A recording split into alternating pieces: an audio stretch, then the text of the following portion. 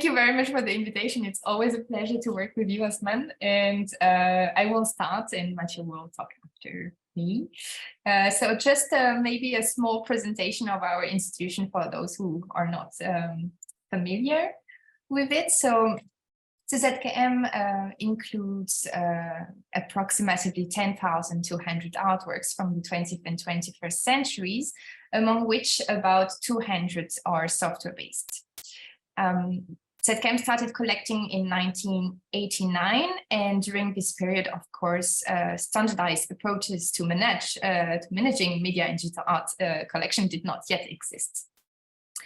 And yet, most of the resources needed to preserve this collection were already very well established inside the Department of Museum and Exhibition Technical Services here. Thanks to their dedication and skills, the ZKM technical team understood very fast that this type of artworks were very fragile and needed constant care. So they spent, I can say, a lot of energy to repair, maintain, and gather documentation for the collection. But 200 software-based artwork is a huge collection, and it's only the software-based, so imagine the rest of the media collection.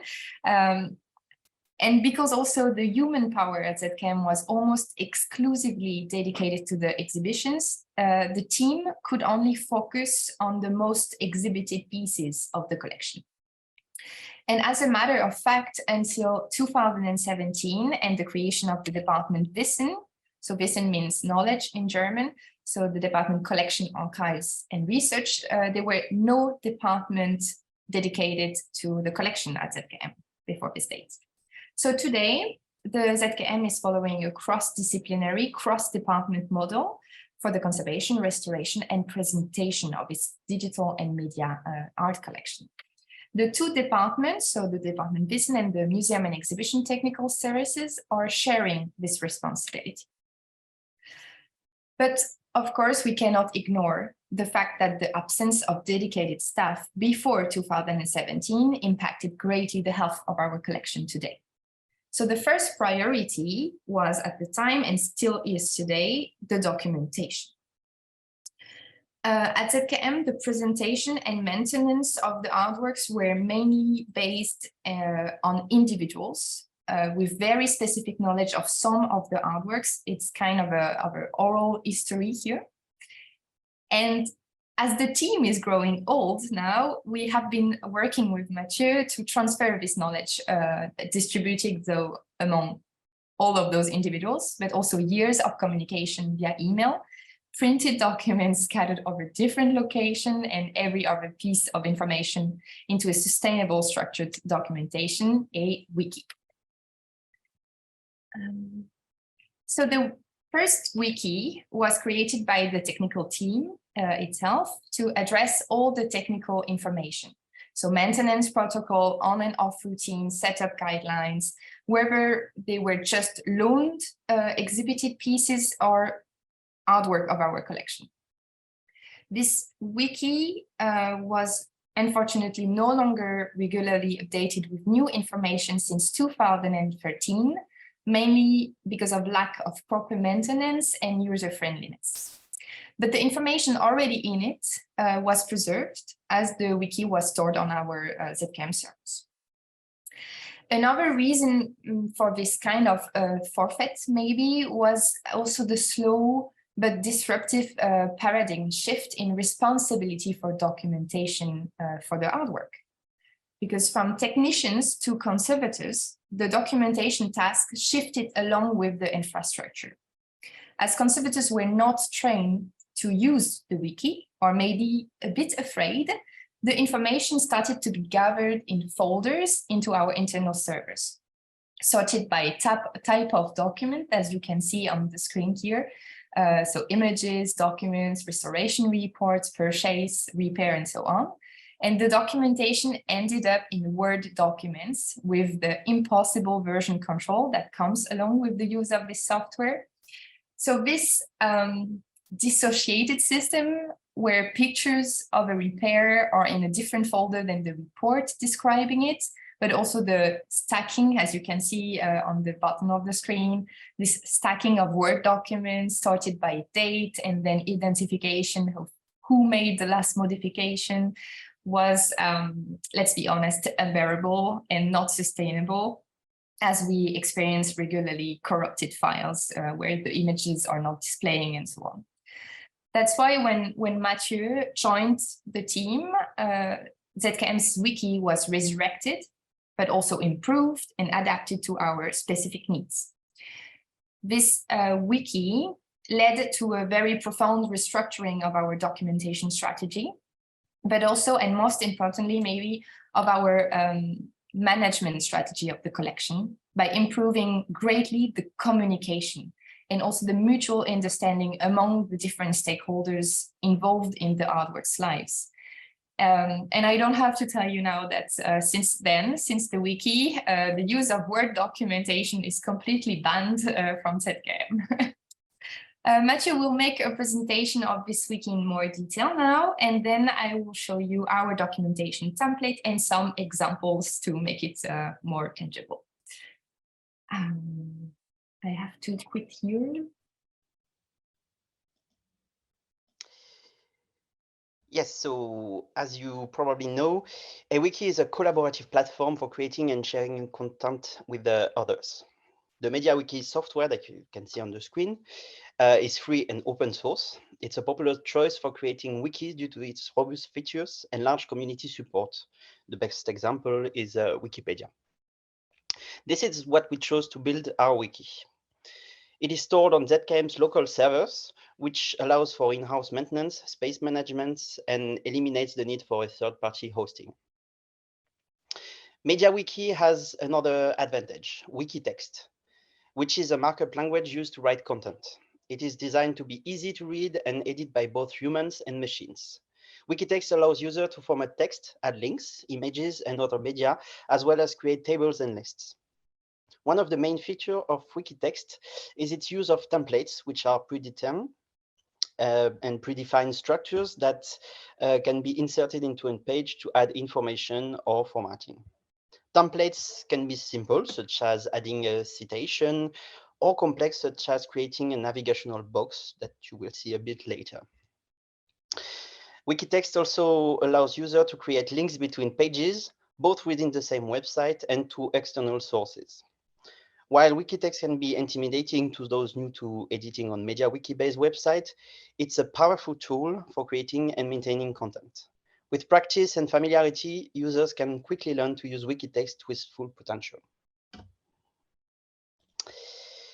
So the access to the ZKM wiki is provided online with a login and password, which provides version control, external access for collaborating with artists and external contributors, and easy sharing for artwork loans. It also provides access for all teams with management of writing and reading rights, including temporary access. The old wiki was very basic. It was only for the ZKM technical team, as Morgan said, and was abandoned and not maintained for a long time. So Morgan and I decided that it was easier actually to make a new wiki from scratch and to import just the old database from the old wiki while we're cleaning up, building the new one. The new ZKM wiki is intended both for the technical team and non-initiated public, such as the curators, managers, artists, and speakers.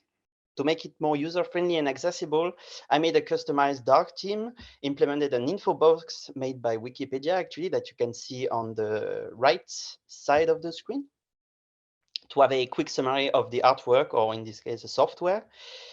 And at the end, to avoid human errors and disparities between the database and documentation.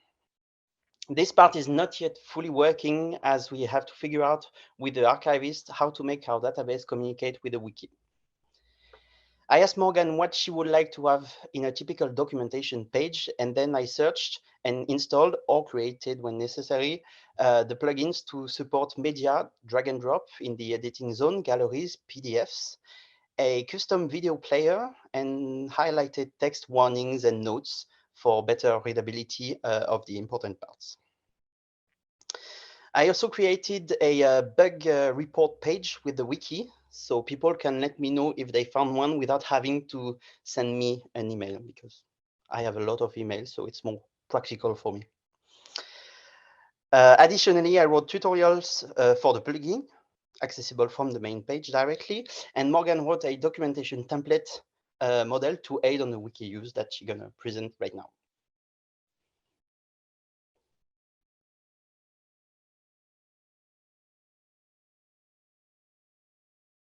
Sound back, yes. Sorry, but I can't access my window anymore. It's yes, now. Perfect. So this is our documentation template. It's accessible online to the public. It's a public page since 2021. So maybe I will copy paste the link into the chat. I don't know if I can do this, or I'll be send it later. It will be accessible on the ZKM website, but it's not yet available, but you can access this. And this model is mainly based on the models of the project Matters in Media Arts project. They did a very good job, so I just used their template and adapted it to our needs. So the first part of this template, I'm going to stay here on the summary, on the content share.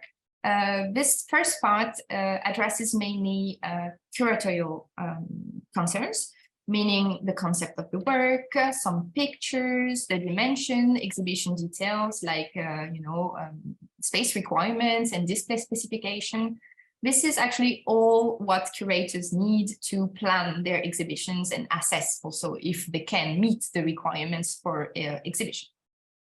The additional material needed to display the work, for example, or the sound insulation of the work, or key information for them in the planning for exhibition or for loan. So you can see here, it's only the model. I will show you example after. This first part has really become the starting point for a smoother communication with the curatorial teams. So instead of asking detail and information via emails, we just send them or the loaning institution the wiki page so they can assess by themselves and find the answer to any question they might have during the planning of their exhibition. And one of the most useful part, I would say, for all of us in this section is the history part, where all the curatorial, technical, and conservation decision-making are documented. And this is very allowing us to have a very thorough monitoring of the artworks. This is the interface between the teams. So here curators are aware of the difficulties. For example, we might encounter during exhibition maintenance, like seeing how much we are, the effort it is to maintain this artwork in exhibition.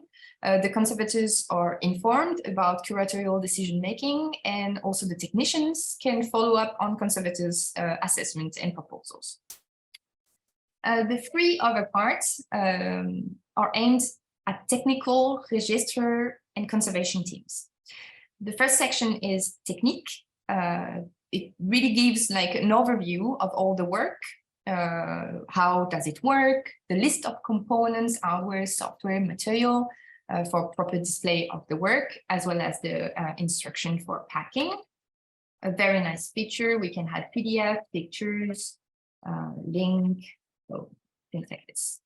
Then you have the setup section, which includes staff and time requirements, the required technical knowledge, the wiring diagram, as well as the description of all the steps, of course, needed to set up the work with pictures, sketches, and so on.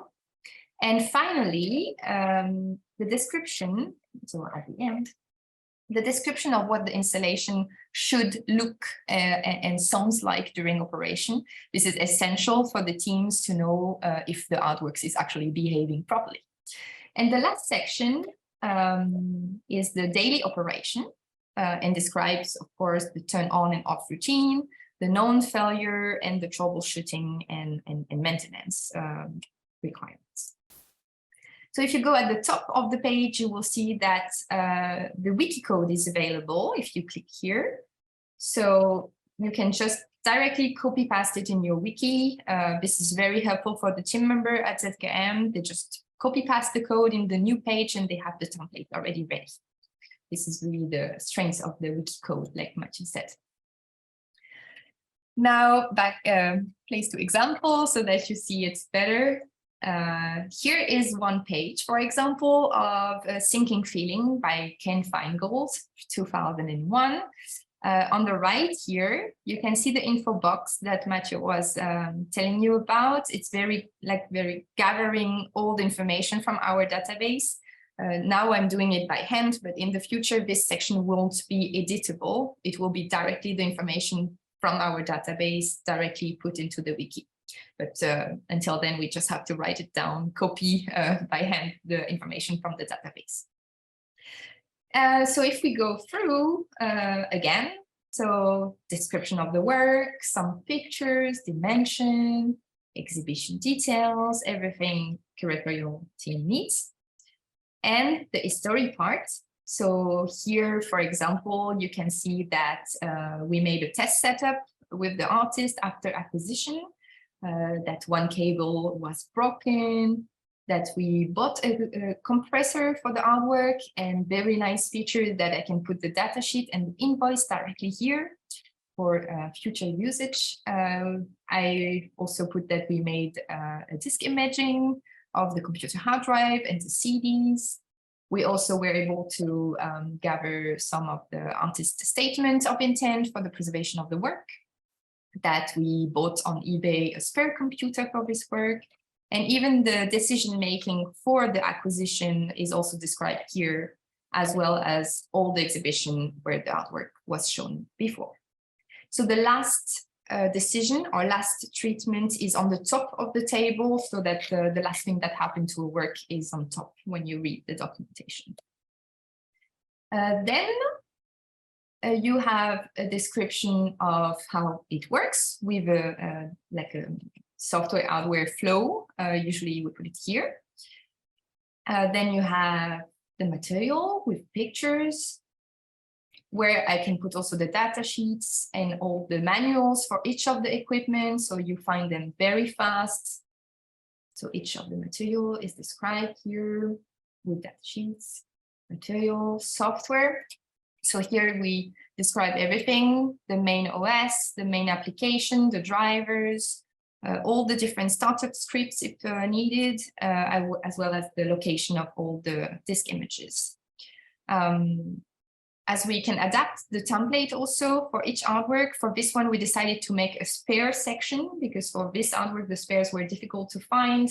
So we decided to have a section for those like replacement of each of the small parts of this pneumatic sculpture.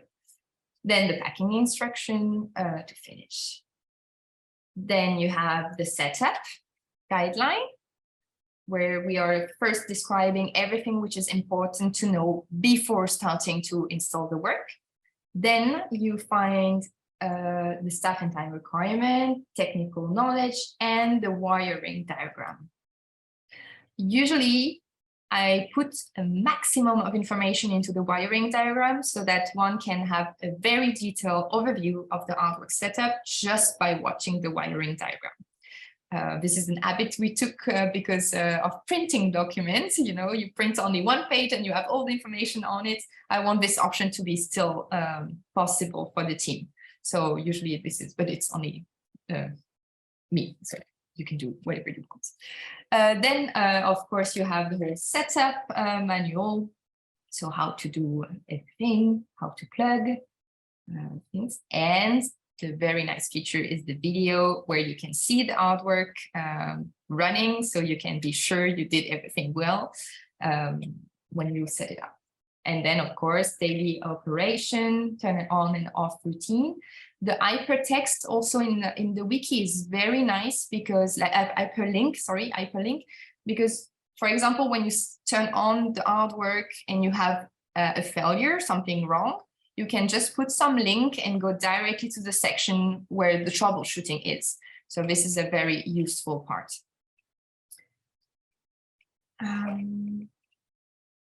So this very nice feature of adding videos to documentation to describe some actions during setup is very useful. Here we have the example of Sommerer and Mignonneau, Laurent Mignonneau and Christa Sommerer Evolve artwork. Here the calibration, for example, was very delicate. So we added videos for the calibration that is like supporting the written texts. Like here you have videos where you can actually, you can see what to do, and it's very clear. It's really improved the manual very much. So usually the artists are involved in the documentation process by proofreading it. Laurent and Christa in this example were involved in the documentation process and could look at the wiki and helped also documenting the work. So far, no artist refused to collaborate with us directly on the wiki. They might sometimes feel uncomfortable to write inside, so they just send me information via email. We put it in the wiki, and they can just check with reading rights. But most artists have writing rights and had or correct information directly into the wiki. So we were saying also that the wiki really is our loan workflow. Here in this example of Evolve, I've created a page for other museums because this artwork is on a tour right now, is traveling all around the world for the retrospective of the artist. So this is the page for the other museum, where only the setup and maintenance manual are. So they don't need to know what, like all the information about the artwork, they just need to know how to set it up and how to maintain it. So this is their page where they can access the information they need. I can also do it just for assessing alone. So here, for example, for Luc Cochin, Portrait One, I created a setup guideline for the Ludwig Museum, so they can just evaluate, the feasibility of the loan. So they have just a list of equipment to be provided by them, the exhibition space dimension, the lighting, the sound installation. They look at it, and then we make a Zoom meeting together, and we talk about the detail and if it's okay on their side for this loan. You can see here also on this page that there's another page on top called Luc Cochin historical version. This is another nice feature of the wiki, is that I can create different versions of the documentation for one artwork. For example, here it's a remastered version. So we are no longer using the historical, like the historical version is not exhibitable anymore because it was running on a Laserdisc player with a Mac Classic computer. So we explain usually why we are not exhibiting it anymore, but we have still the archive documentation to be consulted for conservators or for researchers. So this is a very nice feature for different versions of the work. So we also have, you can see on the side, a new acquisition category. This is like this section became the epicenter for pre-acquisition assessment, but also decision-making with curators and historians before acquisition. It's our dedicated communication hub with the collection register. Our collection register finds here all the information she needs for the contract, for example, or for the database. But it's also very nice among each other for conservators and technicians to add notes at the beginning of the page, like you can see here, with everything which is missing, or the open questions, or the last info we had from the artist. So this is this really become the communication channel for us. Here you can see also for another artwork, all the contract detail, the notice we have, the warning, like all the important information just for communicating between each other. And then there's the documentation behind it. So once this documentation is completed, this part is just gone and it goes directly to the collection category of the wiki. So if you have to remind, one of the advantages of the wiki is that you can create documentation for different versions of the artwork. You can share setup guidelines easily with borrowing institutions, and you can also work collaboratively among each other, but also with the artists to document their work.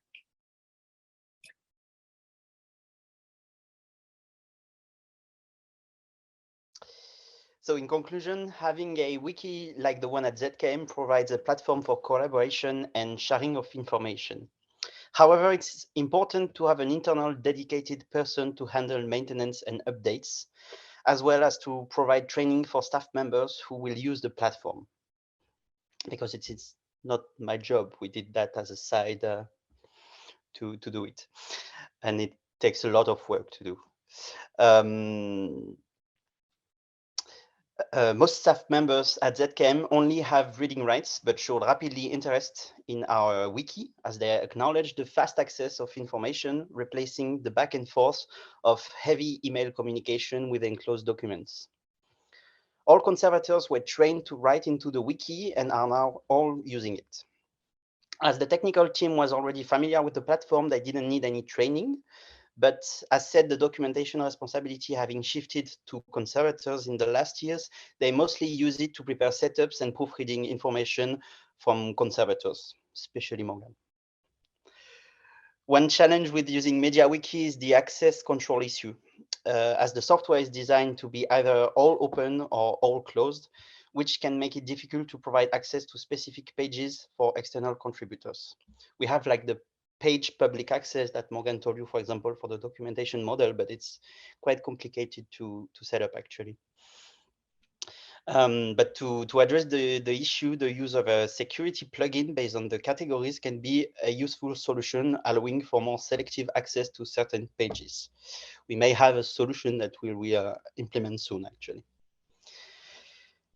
Finally, it's worth noting that we'll update to a new and major version of the wiki in June. So that's the current wiki version. As you can see, the table of content is on the top, but when you scroll, actually, it's quite complicated to quickly navigate into the wiki. That was a problem from the first time. So we will have a new version that Morgan's going to show, like this one, which will bring additional features and improvement to the platform. So the table of content will be on the left, for example, and more accessibility features actually that you can enhance the text size or really having a lot of new features, and also update the wiki itself. Overall, a well-maintained and properly used wiki can be a valuable tool for promoting knowledge sharing, improving workflows, and enhancing collaboration, both within and outside an organization. Thank you.